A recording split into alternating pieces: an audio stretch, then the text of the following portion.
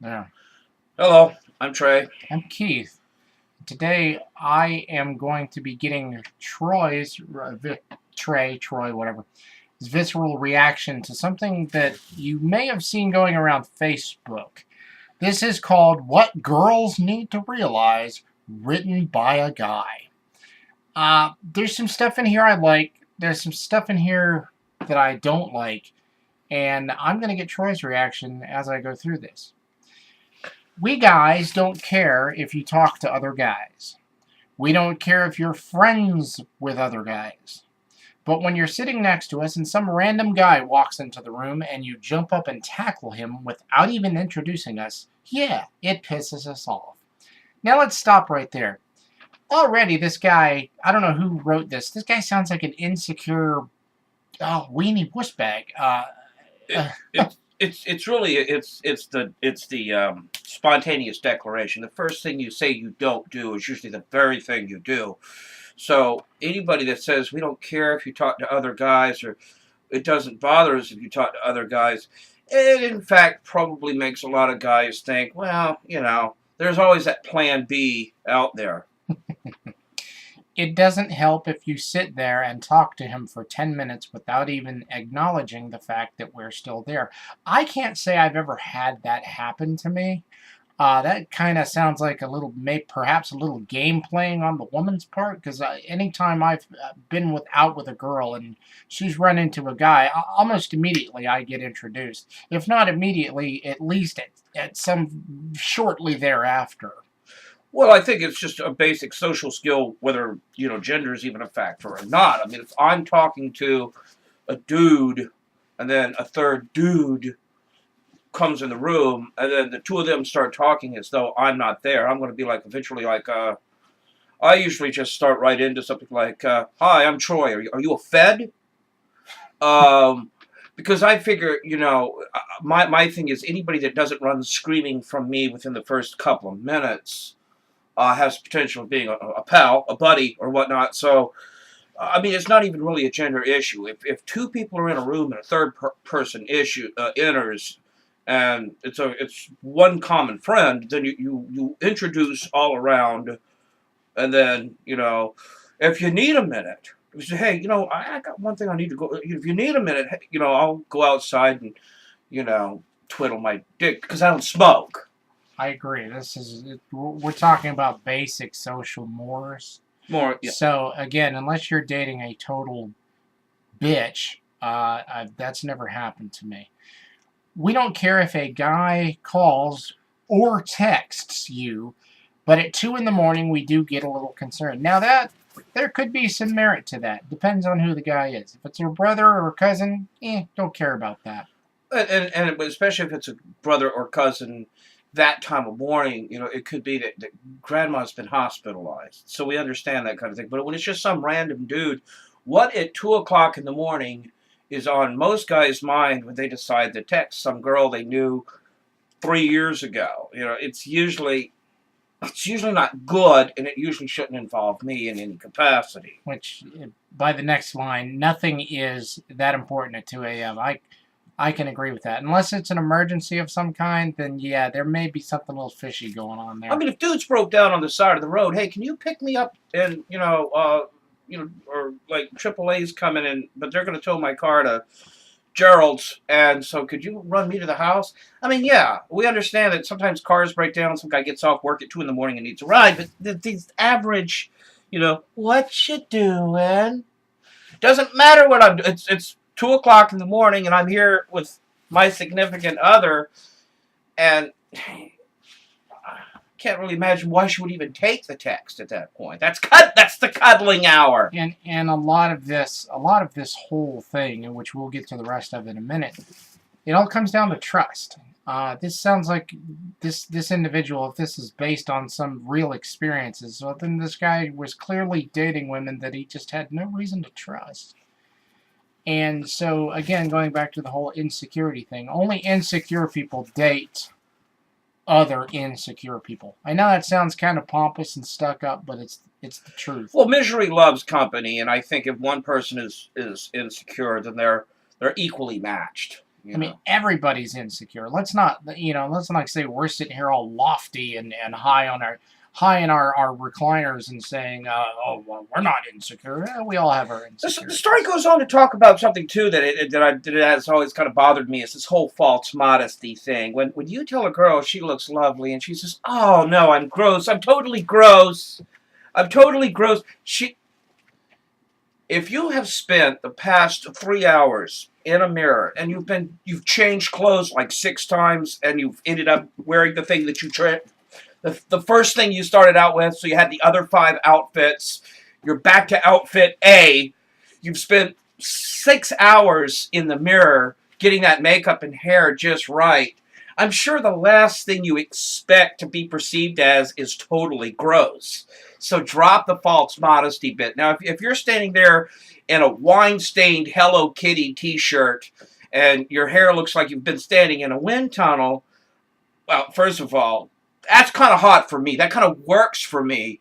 And second, yeah, you might be coming back towards totally gross, but yeah, don't give me I'm totally gross when you spent the last 6 hours trying to look like a Victoria's Secret model. And if a guy really loves you and cares about you, you could have just crawled out of a shithole, and he's still gonna think you're the cutest thing he's ever seen.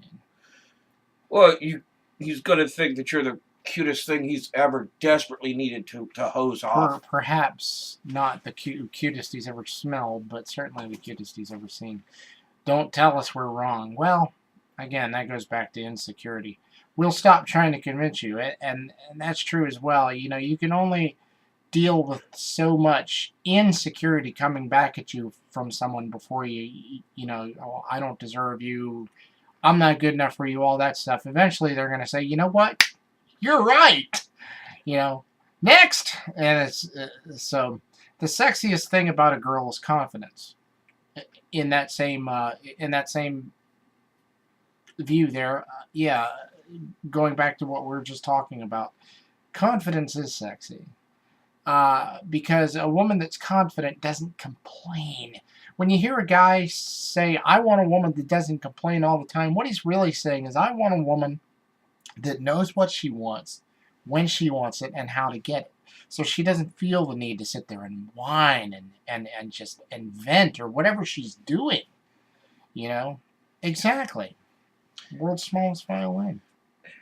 So, and then the other thing that the story, this guy, I mean, I guess he's got a point on this one issue. Girls, don't get mad when we hold the door for you. I know I was raised in South Carolina where, you refer to a woman as ma'am on the first date. So we're supposed to squire you around town. We're supposed to show you a good time. And my thing about holding the door, it kind of has to do with the amount of paces behind me somebody is. A girl can be 10 to 15 paces behind me, and I'm going to, hold the door just to watch that ass. A guy has got to be either fewer feet behind me, or he's got to be the UPS or the FedEx guy. The FedEx guy with the hand truck, I'm going to give it up too. But for girls, I think with the whole women's lib thing, it's you want it both ways. A lot of your hardcore feminazis, to quote Rush Limbaugh, skunks behind the golden EIB microphone. Now, that's your tax money, boys. That's your tax money. If you want to be liberated, that's fine. But I'm still probably going to hold the door for you because you're just a couple of feet behind me anyway. Because I can't stand when somebody is oblivious to me and they, walk behind me. I actually tend to pull the door with something of a jerk. So yeah, that's my thing on that. I mean, and you kind of stole my thunder there, Trey, because that was going to be my comment. Is the whole modern, the model of the modern female is independence, strong. I don't need no man. And so these things that we were raised with, at least in the South, I can't speak for other parts of the country. Is you're nice, you're courteous, and it's a habit you get into, and it's not because you're trying to look at her ass. I mean, yeah, him, sure, but it's habit. I say that jokingly, but I think a guy, when he's holding the door for a girl, it is that opportunity. We make eye contact. We like that uncomfortable stare that you give us, especially when I'm wearing a T-shirt with something offensive on it. And you're forced to acknowledge my being courteous. I think that's. I mean, I think we all have our ulterior motives, but we're gonna hold the door when we see a woman approaching, because at least the way I was raised, it's just the thing to do. I'll throw my coat in the mud at the first opportunity. I have not done that yet. I'm waiting for that one opportunity. Mud puddle, coat, hottie. That's the trifecta that I'm still striving for. So. The next line, take advantage of the mood I'm in. I'm not entirely certain what that means, but one point I would like to make is what I take from that is if a guy is talking to you or being friendly, or you drop something and he picks it up for you, not everything a guy does is to get into your shorts. I know it's hard to believe, but it's true. Yeah. Taking advantage of the mood that someone's in, I would revisit briefly. On the first date, of course, you're elated. It's this new event. It's this opportunity. So we tend, we tend to fluff our feathers. We're on that, that prowl, if you will. It's not purely sexual. It's just that we're trying to get, we're trying to be on our best behavior. The 5th date, the 10th date, the morning that you've already spent like 6 nights over, you're probably going to catch us in one of those, surly moods where something on the news, or just woke up in a bad mood. We're not going to be that guy you met for the first time, asking you, what size tub of popcorn you're going to burn off in the gym tomorrow. We frankly don't give a shit. It's where it's that moment of comfort. Nobody meets a girl on the first date and says, "Hey, would you like to come back over to my place and brush your teeth while I take a shit?" That's something you work up to. So there does come a point when the guy's in a better mood than others, and it is kind of a strike while the iron's hot thing. And if your rhythms never sync up, then maybe it's never right. But yeah, I know I don't want a girl to expect me to be Johnny Hotcakes 24/7. There's going to be moments where I'm in a bad mood. The hell are you talking about, Johnny Hotcakes? Anyway, grabbing a point he just made, actually, the whole thing about why would you be a different person on your first date than you would be on your 5th or 10th date? Doesn't that strike you as just a bit to get laid? Phony? Well, it's not. I don't know that it's phony. I don't know that it's necessarily duplicitous. I think when we're on a first date, though, we have in a manner of speaking, we've put the toys in the bin. We're squared away. The dust hasn't settled. So I think there is kind of a protocol that when you first get to know somebody, you do want to be on your best behavior, because you don't know this person yet. And when you get to talking, and we get to realize that you have X number of common interests, there does come a point where I don't feel the need, like I shouldn't have to turn on the charm, at all. It seems more phony to want to turn on that first date charm. If nothing else, it's because the guy senses he's in trouble. But that's what you just described. That's what you just said that a guy should do, or that a guy normally does. On the first date? Yeah, the you were talking about the being on, Well, if you've got a joke but I mean, if you think about it, when do most people go out on a date? It's a Friday night. Work's over for the weekend. You're going to have a few beers. You and the girl may, after the movie, you may actually rendezvous with a larger group of friends at a pub or something. And so it's Friday night mood in any event. I could be in my Friday night mood without a girl on my arms. But the point is that we tend to, well, when the movies usually premiere, most movies premiere on a Friday night, so everything is on an uptick.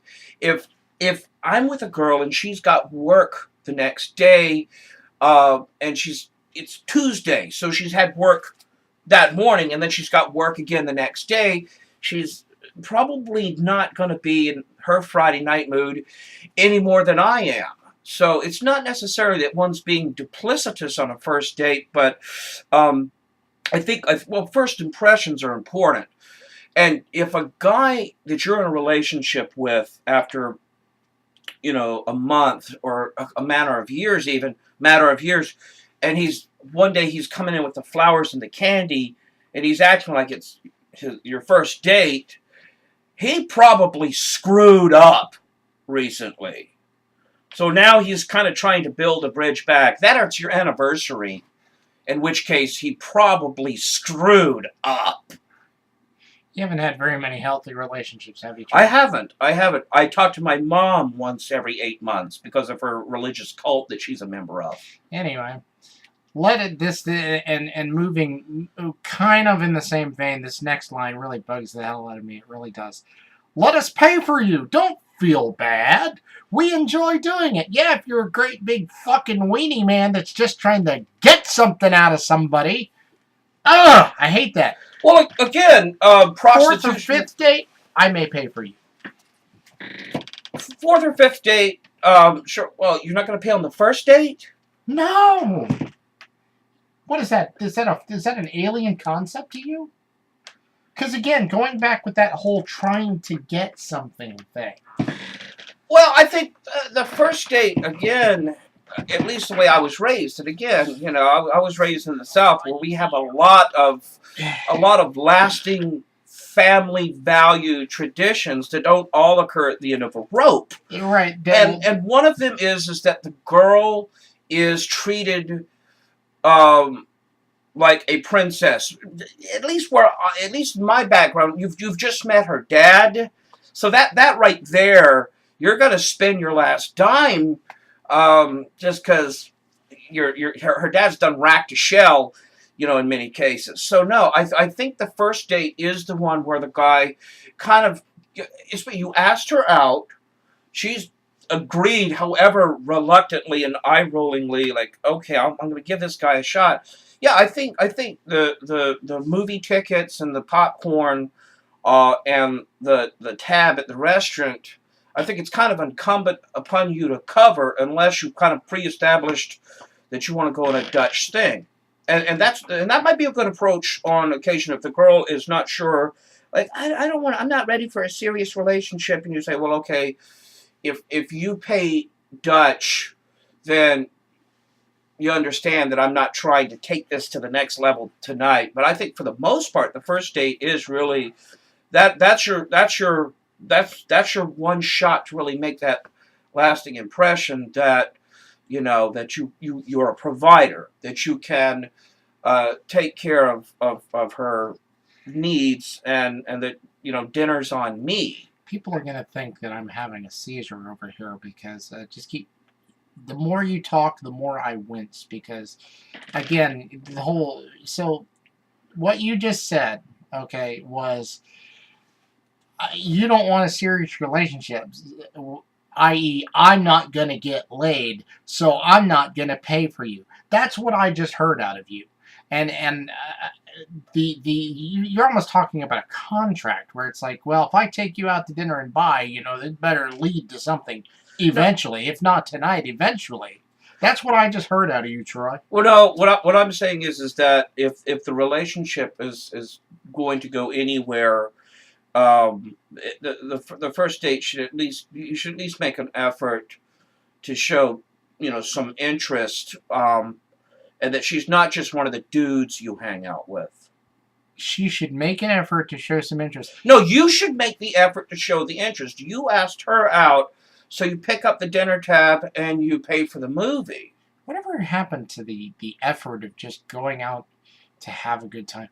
Whatever happened to taking a woman out just like you were going out with one of your guy friends? You hang out, you shoot some stick, you walk around, you dick off, you laugh, you make fun of people, you fart. You know, and yeah, some women are put off by that, but a lot, believe it or not, they're just as uptight and nervous about it as you are. And anything you can do to help a woman relax is a good thing. Um, and matter of fact, I find that if I do go out, it helps to take some deep breaths, like deep breathing kind of thing. And it helps you stay relaxed. It helps you center. And if you're relaxed and centered, then you're going to have a good time. And if you're relaxed and having a good time, then she's going to relax and she's going to have a good time, and she's going to remember that because she's going to remember that she had a good time. But more importantly, she's going to remember that she had a good time with you. That's where it's at. But we could debate that all night. I don't want to. But anyway, let us pay for you. Don't feel bad. We enjoy doing it. It's expected. Yeah, that I disagree. We kind of covered that too. Back in the day, it was more of a thing. But smile and say thank you. Now that's just common courtesy. Kiss us when no one's watching. Don't like that one. The guy should kiss the girl. I know maybe that's kind of outmoded. That's not really girl power at work.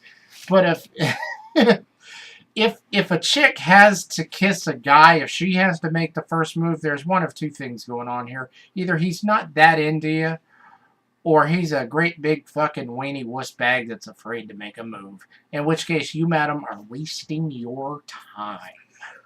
Well, I think this could go both ways, too, because we also see that there's a culture of male aggression that sometimes can get, pushed too far, too quick. And, so, I want to make sure that I don't come off as a centaur. I'm not sitting there, ready to carry you out into the woods and ravish you.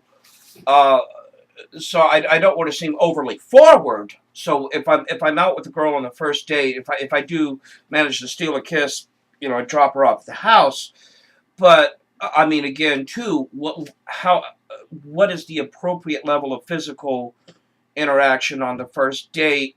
You feel it out. If you had a good time, to be quite honest with you, every first date I've ever been on, if I had a good time and I want to see her again, I'll give her a kiss on the cheek. That's it. Even if she wants more, I don't give it to her, okay? She's got to wait, okay? Anyway, moving on from that, if you kiss us when you know somebody's looking, we'll be more impressed. I don't really have an opinion on that. I don't care one way or another. If a girl kisses me only when other people are looking, I think it's I'm waiting for Ashton Kutcher to pop out of a bush and tell me that this has all been, I'm being pranked and I'm getting ready to get doused with the pig's blood. So I think if you're only kissing me for show, then there's a problem too. I would point out one thing about my dating life was a little bit different. I wasn't a popular high school kid because I had sort of a lot of age, and I got into the music thing early, so I actually did get more like girls with bass player fetishes. So I actually did have a lot of pop in the sack within 2-3 hours of meeting somebody. And then going to school and being the invisible man because I was a metalhead in a preppy school. So my formative years are just a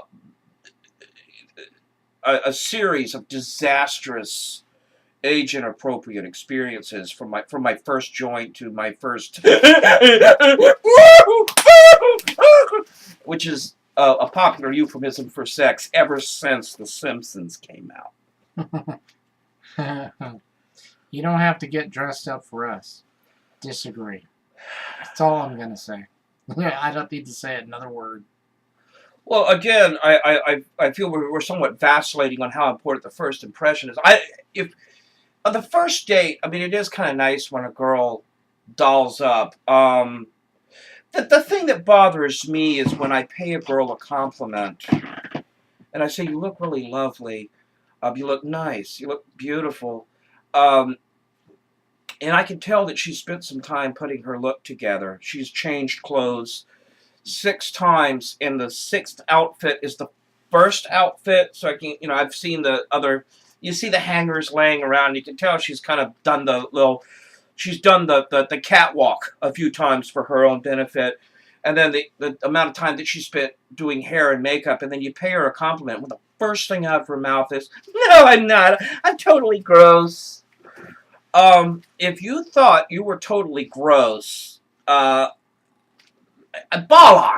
Okay, you, the false modesty thing it gets a little old after a while. Say thank you, or thank you for noticing. Girls like it when you notice the details. But then when you notice the details and she couches it in first false modesty, and she says, "No, I'm not. I'm totally gross," and I'm like, I feel like saying, yeah, honestly, you're a train wreck. And why I'm out with you at this point, belays. I'm starting to do my Woody Allen. And so, yeah. So, and you know how girls like a nice Jewish boy. So, yeah. Okay, you look horrible. Okay, so there's that. I can get behind that. I don't feel the need to comment on that anymore. If we're going out with you in the first place, you don't have to feel the need to wear the shortest skirt you have or put on every kind of makeup you own. I agree with that, in so much that, yeah. We don't want to feel like we've hired an escort. Exactly. And, we like you for who you are and not what you are. Actually, we kind of like you for both. Because there's always going to be that element. Just speaking in purely... well, yeah, as far as we like a girl for who she is and then what she is. So the first thing somebody tells me is, hey, there's this girl that kind of has the same sense of humor as you, and she draws graphic novels. I'm going to be like, yes? She draws graphic novels? Cool, because then I don't have to sell her on the fact that I'm not a total geek. I'm just partially in the geekhood. We like you for who you are. We do like you for who you are and what you are. But the point I was getting ready to make is there is that whole wild kingdom thing. Men's visual cortexes are tied to their sex drive much more intensely than a woman's visual responses. She responds. Women tend to respond to the other senses. Men tend to respond to visuals, whereas women tend to respond to taste, touch, smells, thoughts, imagination, etc., etc.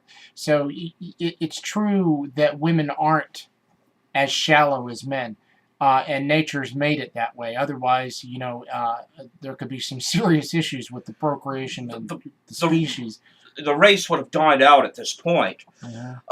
Something I would point out, too, and this delves a little bit into my perceptions of music. I've always made it very clear when it comes to relationships and how those feelings are expressed. I don't have a problem with black musicians. What I have a problem with is this decline from like the days of Barry White and Marvin Gaye. When they sang about relationships, it was about the total package. It was about appreciating a woman for who she is. And it almost ties back into how a boy's first love is his mother, and he wants to treat a woman the way he would want a man to treat his mother. And now, the most romantic thing that I have heard on today's urban contemporary stations is, "Girl, I love it when you back that ass up." Now, see, if somebody had said that to my mother within earshot of me, I'd rip his fucking throat out. So I don't see the need to... What has happened to the decline in the way we express our appreciation for our women? I don't think that a woman wants to be visually undressed. In fact, a lot of girls, like you mentioned, girls show up at the door and I'm mentally dressing her with my eyes. I'm like, again, I don't want to feel like I have some chippy on my arms that is already like 3 shots of Jaeger in, like, well, how'd you end up with her? And frankly, I'm not sure. My comments on what he was talking about is and I've said this many times, it's the 3 Barrys. Barry White, Barry Manilow, and Barry Gibb. Listen to those 3 guys, You've got it covered. So anyway, honestly, I think a girl looks more beautiful when she's just in her PJs. And yeah, that's a woman in her PJs is always cute. Come on. Well, yeah, and again, too, define PJs. I mean, Or my t-shirt and boxers not all dolled up. Now that sentiment I actually like. Now that's something I might actually say to a woman because it's not what you're saying, it's what you're not saying. It's what's being implied. It's like you look good in I think you'd look good in PJs or my t-shirt and boxers. And you say it with that sort of sly smile, and it's because you're implying that at some point she's going to end up in your t-shirt and boxers. And we know when a woman wears a t-shirt and boxers, generally what precedes that. She's nesting. Yeah, for me, there's nothing better than a Dio Holy Diver T-shirt and no bra. Let's just get that out there. Don't take everything we say seriously. Oh yeah, I can go along with that. Again, that's the whole insecurity thing at work. And with me too, that probably goes double because I have a very dry sense of humor. I have the ability to say the most horrible things with a straight face.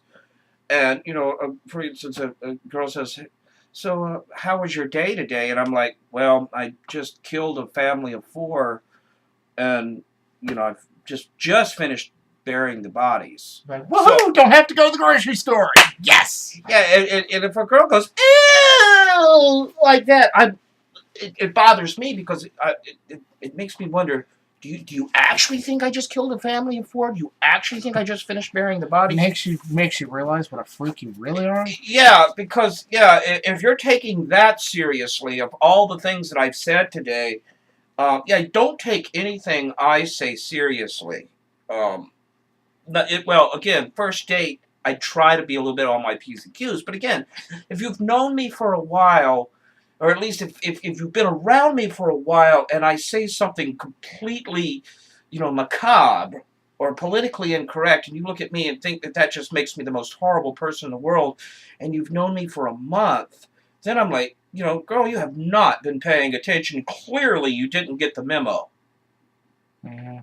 Sarcasm is a beautiful thing. See the beauty in it. I agree with that in moderation. Somebody that's just constantly with the sarcasm, it's very trying and very tiring. But the occasional bit of "you would" or some kind of sarcasm is okay. I think what we're talking about, you've mentioned this before, we don't want you to be Ellen Page in Juno. We don't need you to be perpetually ironic. Okay? What's the joke about hipsters? Why are their lips always burned? Because they drank their coffee before it's cool. We don't need... And don't get me wrong, if one girl out of 1,000 is a Star Trek geek, that's fine, but I don't need you to go, I'm going to go over there in a red shirt. Yeah, we get it, the guy in the red shirt dies. We don't need you to drop that reference 1,000 times. And if I happen to say something about, Batman on the fly, I don't need to know why Frank Miller is a god. I get it. He was great. I don't need you to compare Jack Kirby and Frank Miller, even 2 times. It's fine. I get it. You don't have to be ironic. You don't have to be sarcastic. And you don't have to say everything as a not sentence, I sure like her dress. Not! Don't get angry easily. Well... That could be our fault. It's a possibility. We're guys, after all, but yeah, that could very well be our fault. Well, it's like the conversation that Uma Thurman and John Travolta has where he says, "Promise you won't be offended." And she honestly says, "I can't promise that." Now, there too, it's a two-way street. If I say, "Promise you won't be offended," and then I go, expound on the benefits of Klan membership, that could be offensive. I mean, seriously. But if I ask a girl not to be offended, and then I tell her that I think the president was wrong on this one issue, don't label me a right-wing gun nut because I think that gun laws are ineffective or something. Don't get so easily angered / offended that if I can't express myself to you, then we're clearly not in this for the right reasons. Mm-hmm. Stop using magazines / media as your Bible. That's really a topic for another video. I agree with that. And I think people just have unrealistic ideals about what's sexy, what's healthy, even. And I won't talk about that anymore in this video. I will mention one thing. I don't like it when a girl says, I need your honest answer to the next 10 questions. I'm like, take that Cosmo and shove it where the sun don't shine, because I know exactly where this is going. It's one of those cookie cutter, what is the... How to tell if he really loves you. Yeah, it's that aggregated data that makes me wonder if you're actually working for Penn, Sean, and Berland or something like that, where I don't need to, on a scale of 1 to 10, with the least being hubba hubba and the most being run like hell. These are meaningless. You clearly bought the magazine in the checkout line at Food Lion, and I don't need to be part of your impulse purchase. How to tell if he really likes you. Is he here today? Or is he over here with his homeboys? He's here with you. Probably likes you. Don't talk about how hot Chris Brown, Brad Pitt, or Jesse McCartney, or I'm guessing Taylor Lautner. There's no comma there. Taylor Lautner is in front of us. Actually, I don't really care. If anything, it just kind of... but again, I'm slightly shallow, so that kind of talk would just drive me to better myself, at least strictly in a physical sense. I mean, if you start telling me how hot you think Taylor Lautner is, then the first thing I'm thinking is I need to register as a sex offender, for one thing. I don't know any girl age appropriate that's going to talk to me about how hot she thinks Taylor Lautner is. And the second thing is, if you keep talking about how hot Taylor Lautner is, I'm going to tell you how hot the redhead from Wendy's, the Now That's Better girl is, because that's my thing, okay? I'm going to start telling you how hot the lead singer from OTEP is. I think the overly attached girlfriend is really cute. But anyway. Oh, the meme? Whatever happened to the word handsome / beautiful? I'd be utterly stunned by a girl who greeted me with, "Hey, handsome," instead of "Hey, baby / stud / cutie / sexy," or whatever else you can think of. Girls I know have, handsome has now been reserved for dogs. And I find that disturbing. Like, I've seen a girl... That's a handsome-looking turkey there, Phil. Now, as Thompson's Gazelle goes, that's a beautiful Thompson's Gazelle. That's a handsome-looking Corvette, my friend. Yeah, so, I think we do need to bring back, again, and I'm all for... Don't call me old-fashioned, but I think some established traditions were established for a reason, and we deviated. Certainly, a lot of important changes were made in the 60s, but I think it's time to get back to some of the fundamentals. I think a girl likes to be wined and dined. I think the guy should pay for the first date. But I also, listen to old, Bing Crosby and Rosemary Clooney songs. How long is this video running? We're really pushing this one. 38 minutes. 38 minutes. So if you've stuck with us for this long, it probably means they like us. Right. Let's see, where was that? You made me lose my spot, Trey. Alright. Girls, I cannot stress this enough. If you aren't being treated right by a guy, don't wait for him to change. Ditch his sorry butt, disgrace to the male population, and find someone who will treat you with utter respect. Someone who will honor your morals. Someone who will make you smile when you're at your lowest. Someone who will care for you even when you make mistakes. Someone who will love you no matter how bad you make them feel. No matter how bad you make them feel. I don't know if I like the sound of that or not. That sounds like a cat.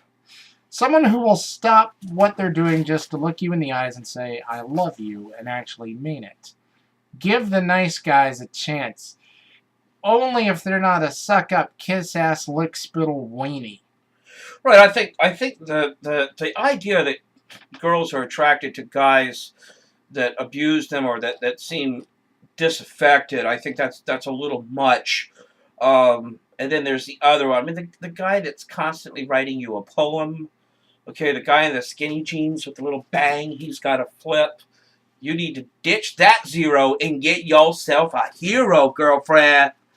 Someone who will Is that love the you. gayest thing I've ever done? I believe so. Someone who will love you no matter how bad you make them feel. I need somebody to fact check gayest things I've done. Thank you. I don't know about that seems to imply that you could treat a guy like garbage and he's supposed to be, he's supposed to just kind of put up with it. I don't really like that. Oh, I'm not going to put up with that either. No. There's middle ground. I don't want you to fawn all over me constantly, but yeah, I mean, if you're criticizing my every move, then yeah, you're later. To wrap this up, there's some good stuff in here. And I can tell whoever wrote this, clearly there's some woman. Anytime a guy writes any kind of sentimental sappy like this, there's one woman in his head. There's always just one woman. There'll always be one woman. Well, if you think about it, the internet has become our way of venting. So anything that's been uploaded has been to a certain degree therapeutic for the person doing it. So clearly Right. This guy has vented some issues, and he's, if not for this, could have been up in a clock tower with a high-powered scope. Some of this is okay. A lot of it, I think, is very weenie. So, take it with a grain of salt. Do what you feel is right, and treat her right, guys.